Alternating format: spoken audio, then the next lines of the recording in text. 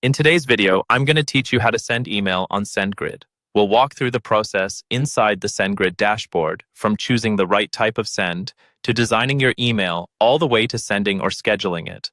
By the end, you'll be able to create a professional-looking email campaign with confidence. Once you're logged into your Sendgrid account, look to the left-hand side of the screen and find the main navigation menu.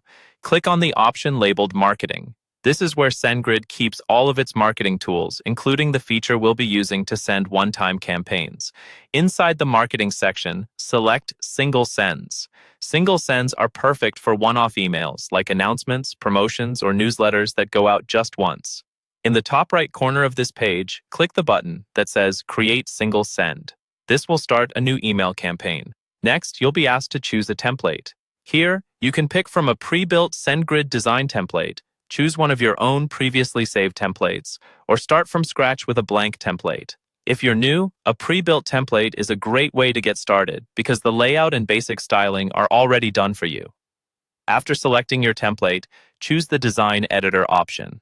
The Design Editor is Sendgrid's drag-and-drop builder, which makes it much easier to customize your email without needing to write code. Before you dive too deep into the design, switch over to the Settings tab. Here, you'll configure the key details of your email.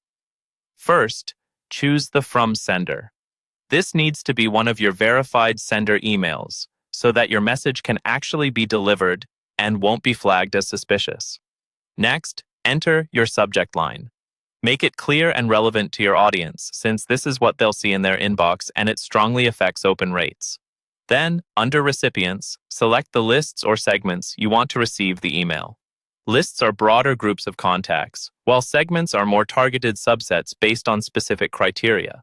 Once your settings are in place, move back into the Design Email area and use the drag-and-drop tools to build your content.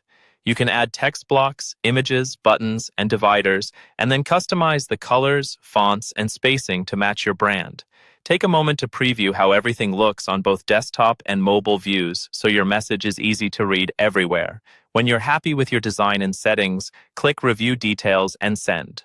On this final screen, double-check your sender, subject, and recipients. If everything looks good, you can either send the email immediately or choose the schedule option to send it at a later date and time that works best for your audience.